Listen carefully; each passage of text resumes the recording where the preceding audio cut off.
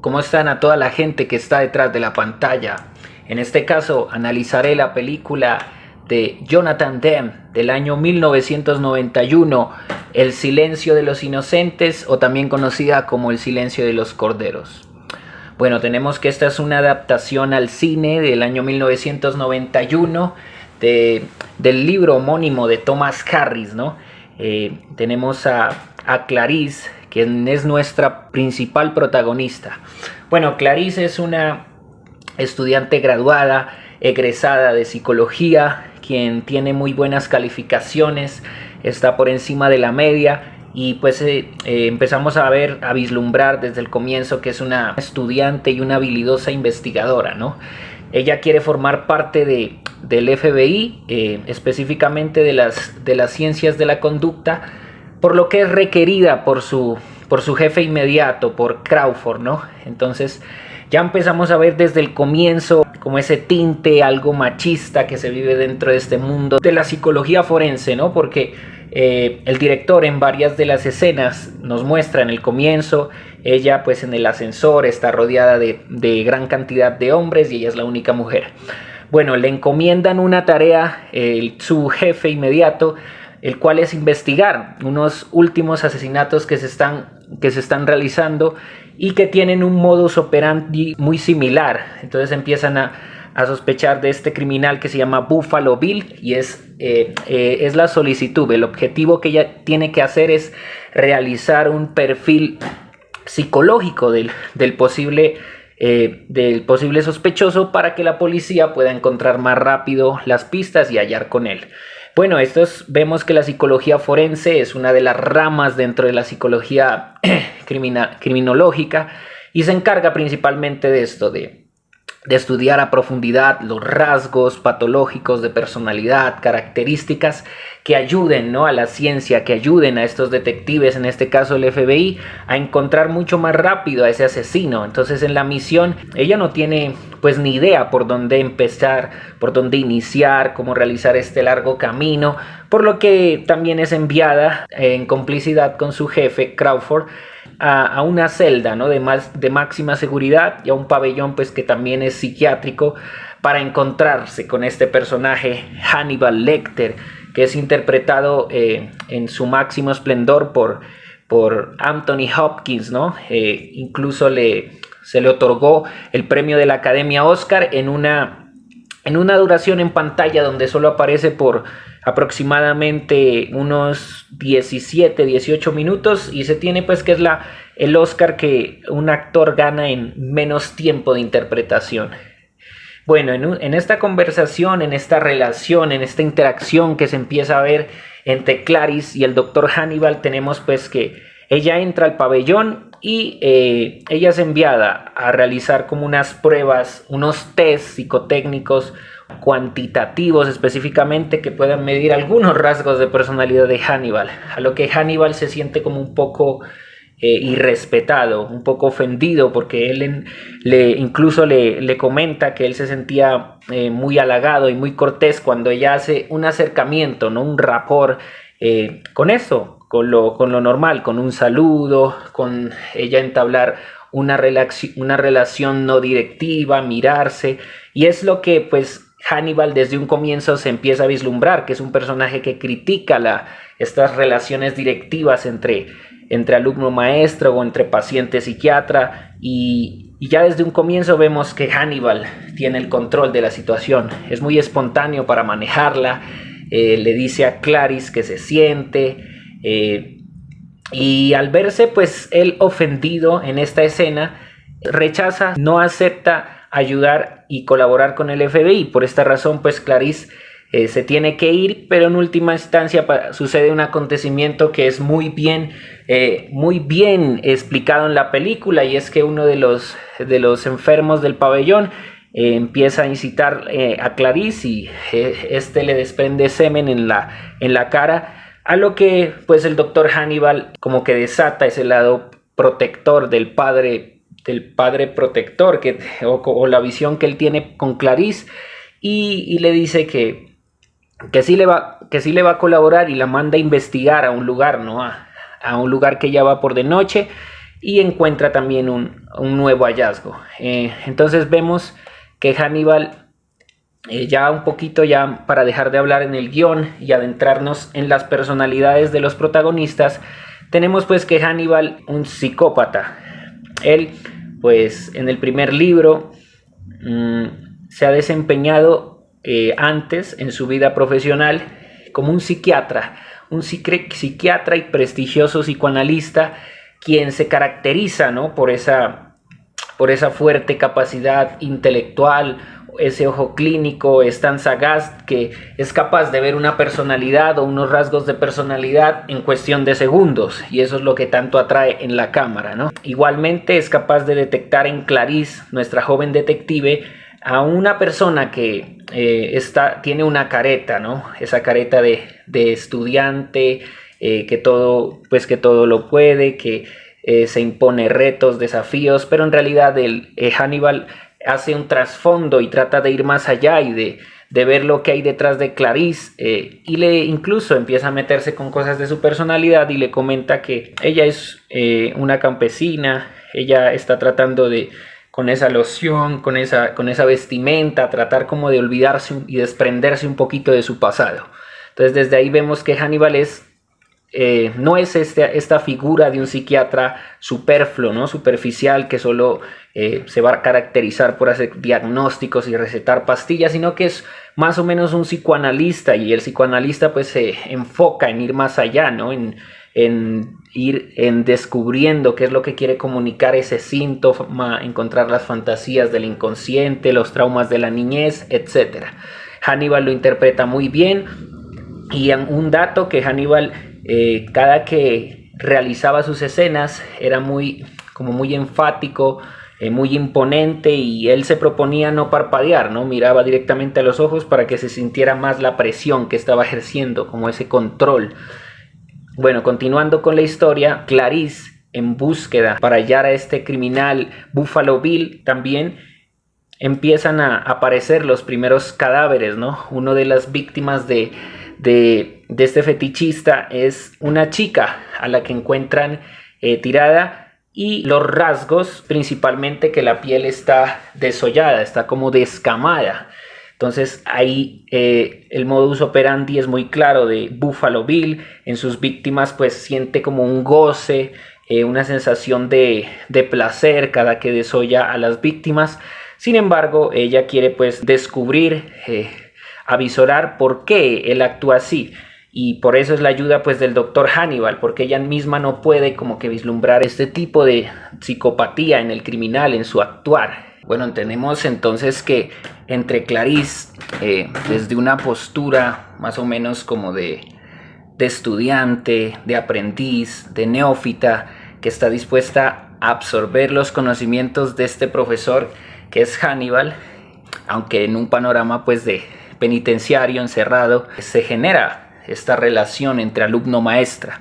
Creo que, en mi opinión, es una de las relaciones del cine que mejor retrata, narra y describe estos procesos de enseñanza que puede haber entre un alumno y una maestra, a pesar de que directamente no están en un contexto estudiantil. Él, como preso, dotado de su gran inteligencia, de su trayecto, de su experiencia y sobre todo de su ojo clínico y capacidad de interpretar las personalidades, las pistas, es un muy buen profesor. Pero este profesor no es como un amo imponente, como que le va a decir a ella, haz esto tal cual, sigue los lineamientos, sino que él le va dejando algunas pistas, como algunas preguntas, interrogantes, para que ella misma los descubra.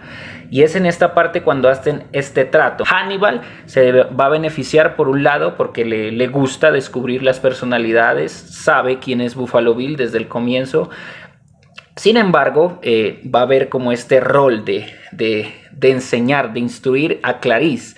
Y él, que va a recibir a cambio, pues va a recibir las narraciones que ella va a relatar de su vida, de cómo se siente, de cómo estos transcursos, eventos vitales han impactado a ella y por qué en ella incidieron a ejercer esta carrera de psicóloga y posteriormente de detective. Y entonces se va a beneficiar porque es como que él siente un placer, un goce al escuchar esas palabras, y es lo que tiene que tener un psicoanalista, ¿no? Tiene que tener una escucha que es mucho más que activa. No solo es una escucha por escuchar, sino que desde la misma escucha tiene que hacer presencia. Y es lo que a él le encanta, escuchar. Continuando pues con el guión de la narración, tenemos que Hannibal anuncia que Búfalo no es un psicópata, un criminal experto con tanta pericia, sino que es alguien que se está desarrollando en el proceso. Esto significa que es alguien que no ha completado, que está en camino a ser. Entonces en este camino es lo que él le empieza a explicar. En uno de los cuerpos lo encuentran desollado, descamado, con la piel por fuera. En su boca encuentran una larva. Entonces vamos al significado que el doctor Hannibal responde a la larva.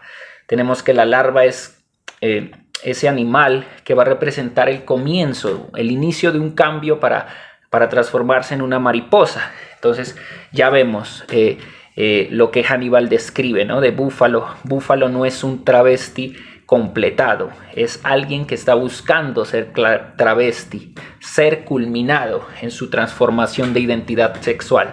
Entonces es lo que él le recomienda a los detectives, que vayan a buscar incluso a las clínicas que generan estas operaciones de cambio de sexo, porque en algunas de estas él ya solicitó, porque ya está a punto de culminar, ya va en su proceso, en su final. Entonces, para analizar un poco desde el psicoanálisis a este criminal Buffalo Bill, podríamos acercarnos a una estructura de personalidad perversa, ¿no? Fetichista. Como dice Hannibal, él no nació, se hizo a partir de un abuso sistemático de violencia intrafamiliar o de castigos que recibió.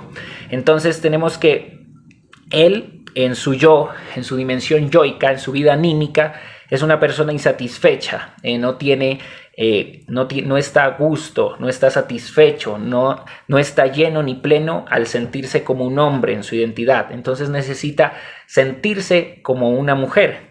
Para esto empieza a generar alguna serie de asesinatos en donde la piel de las mujeres que asesina, de las víctimas, no van a ser, en su modus operandi, no son violadas, más sí torturadas. Pero esto es importante. ¿Por qué no son violadas? Porque él no busca satisfacer un fin sexual, una descarga libidinal a través del cuerpo del otro. Lo que él va a satisfacer es un goce psíquico. Es decir, está usando las pieles, desmembrándolas, desollándolas, porque el cuerpo de la mujer para él significa en un objeto. No lo mira a la mujer como sujeto, sino como un objeto.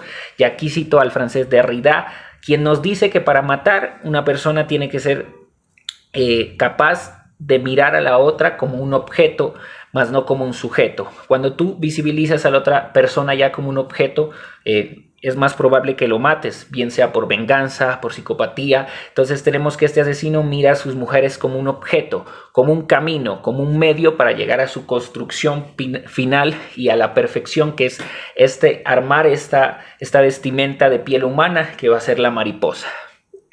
¿Por qué es un fetichista? También tenemos que es un fetichista. Por ejemplo, voy a hacer una aclaración entre la estructura de los neuróticos, que somos la mayoría de nosotros, y la estructura de estas personas perversas. Una persona neurótica en su acto sexual se va a caracterizar por tener unos juegos previos con su pareja. Es decir, tengo mi pareja y antes de realizar el acto sexual, de hacer el amor, como Lacan lo llama, hacer el amor porque no es acto sexual, voy a tener que realizar unos juegos preliminares enfatizados en las caricias, en los besos, en la mirada, en el cortejo, en el coqueteo, antes para lograr llegar al clímax, excitarme y posteriormente pues generar el coito.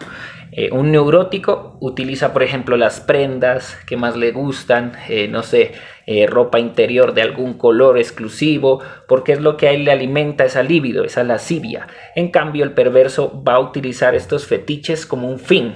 Por eso el perverso se caracteriza no como una persona que quiere penetrar o violar, entrar en coito, sino que goza a través de esa tortura, él se satisface un poco sus deseos a través de esa desolladura de los cuerpos. Entonces por eso es una estructura perversa, como nos dice Lacan. El sujeto perverso del inconsciente es una persona que ha elegido el mecanismo de defensa llamado la renegación. Esto no es ni la forclusión ni la represión, es el sujeto pues queda atrapado por el goce, y en este atrapamiento pues él de la ley, él va a creerse que es la ley. Al ser un perverso, tenemos que es una persona que confronta la ley completamente, que traspasa la ley. Para el neurótico el cuerpo es un fin, un otro de alianza. En cambio para el perverso es un medio de goce. En este caso el cuerpo femenino es un medio para alcanzar su fetiche máximo, que sería el traje que está construyendo. En el perverso sí se instaura la ley, pero se cree que él es la ley, que representa más que la ley, que no es un representante, sino que ha encarnado la ley. En algunos casos, ¿no? Así es visibilizado como estructura perversa. Él asimila que vino al mundo a gozar y a hacer el goce que llene la falta del otro. Por eso él está como que los perversos generalmente entablan relaciones con personas de la estructura neurótica y se aprovechan de ella. Se aprovechan, empiezan a sacar, a generar recompensas económicas, recompensas sexuales, o en este caso recompensas corporales, que es la piel, para tejerla y generar un vestido de mariposa. Entonces tenemos que su goce no está centrado en la penetración. Entonces, continuando con el hilo de la narración, tenemos que el FBI engaña a Hannibal, ¿no? Le propone un falso trato, ¿no? Le dice que pues si él le comenta el nombre del asesino, lo van a cambiar, a trasladar de penitenciaría, y le van a dar unos libros, le van a dar todo tipo de dotación donde va a tener mayores privilegios, como a él le encanta leer y como esta figura intelectual. Sin embargo, vemos que son tratos falsos. Incluso llaman a la hija, a la madre de la hija que está secuestrada, quien es una senadora, y pues él se burla en su cara y vemos que da un nombre falso, ¿no? Entonces él tiene todo un plan detrás, ¿no? Volviendo a retomar la personalidad de Hannibal, tenemos que es una persona también psicópata, pero en diferencia de Buffalo, pues según él nos menciona, me estoy basando en el diagnóstico del propio Hannibal, si es una persona que se hace, que no nace, es un sociópata. Entonces Buffalo es un sociópata, pues que no ha compensado algunas necesidades, entonces por eso actúa así. En cambio Hannibal tiene toda una destreza intelectual, y esto es clave para entender a Hannibal. Por eso es tan intelectual, tan superdotado mentalmente, con esa capacidad para adelantarse en el pensamiento y de lo que va a hablar o comunicar la otra persona, porque una persona psicópata es así, está en su máximo esplendor intelectual, donde es capaz de detectar las carencias del otro y usarlas como en el juego a su favor para atacarlo. Por eso ataca a Clarice, ataca a la senadora, y a toda persona pues que tenga enfrente. Él empieza pues a hablar de sus carencias, principalmente para debilitarlos, ¿no? Debilitarlos emocionalmente, y el alimentarse. En cuanto a la simbología o la vida anterior de su captura, tenemos pues que Hannibal era un psicoanalista, un psiquiatra. Bueno, esto ya es parte de otra película, sin embargo lo voy a mencionar a grosso modo, pues que Hannibal es una persona que come cerebros, ¿no? Como le dice Clarice. Es como en este afán o en este trofeo por recolectar ciertas, cuando el criminal comete una serie de delitos, como que tiene esa necesidad de ser reconocido en la televisión o ser reconocido por los detectives y diferenciarse de su modus operandi. Entonces Hannibal dice: yo no hacía eso. No, pero Clarice le dice: sí, tú te comías, que es mucho peor, ¿no? Entonces comerse una persona.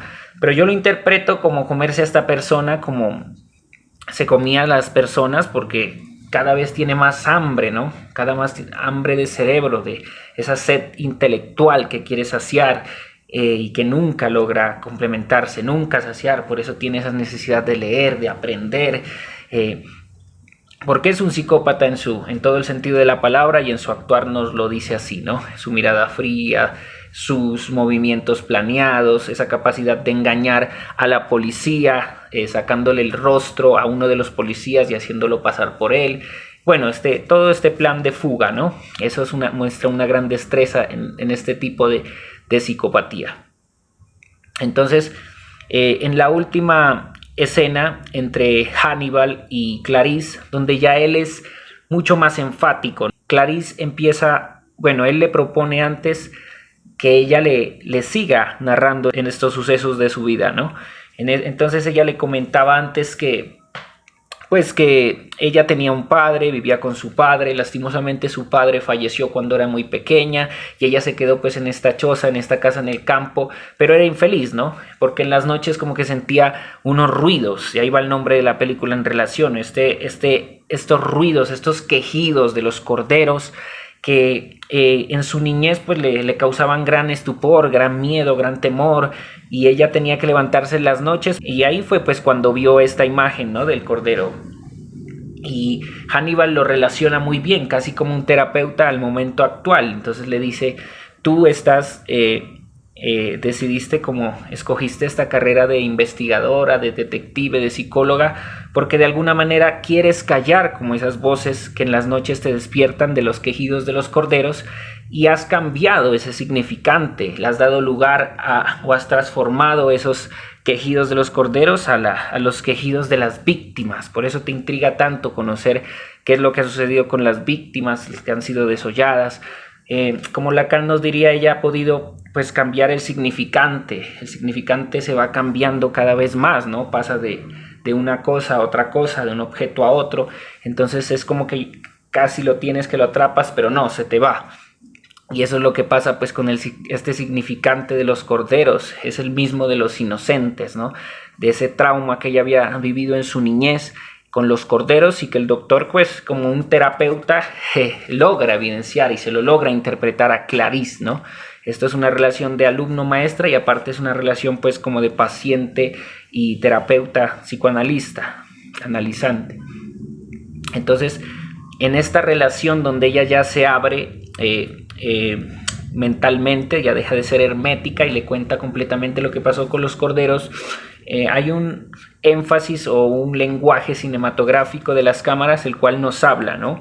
Ellos dos están en contacto, sin embargo, en un comienzo él está detrás de las rejas, de las barras, y ella está del otro lado. Sin embargo, cada vez que empiezan a hablar, como se va desarrollando el lenguaje, ya empieza la cámara a hacer un paneo, un acercamiento a Hannibal y a Clarice, y vemos que los barrotes se difuminan, se disocian, y ya no hay como ese muro, ese barrote que divida la distancia. Es porque él ha sido capaz de penetrar en ella, y este es un lenguaje cinematográfico muy chévere, muy fuerte y muy bien explicado, que nos lo comenta la película.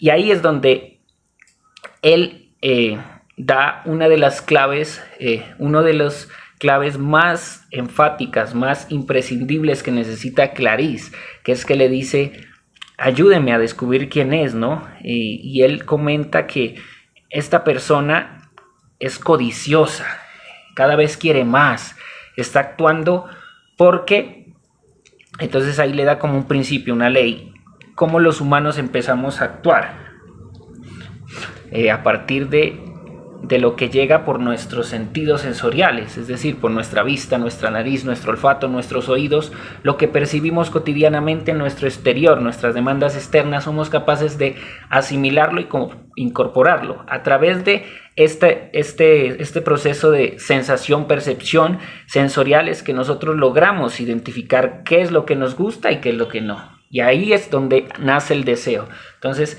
es como llegar al punto clave de que el primer asesinato está vinculado con el deseo de Buffalo Bill. ¿Cuál era el deseo de Buffalo Bill? Pues la primera víctima, claramente, generar todo este proceso de desollamiento en las pieles para construir un vestido que simbolice esa transformación de identidad sexual. Entonces él está deseando cada vez más, por eso cada vez son más mujeres asesinadas. Entonces los deseos entran por los sentidos, por lo cotidiano, y en la clave forense de investigación es como diciéndole, ve a investigar al lugar donde sucedió el primer asesinato. Ahí en ese vecindario va a ser el lugar clave donde vas a encontrar las pistas o los vestigios más significativos para continuar con la investigación.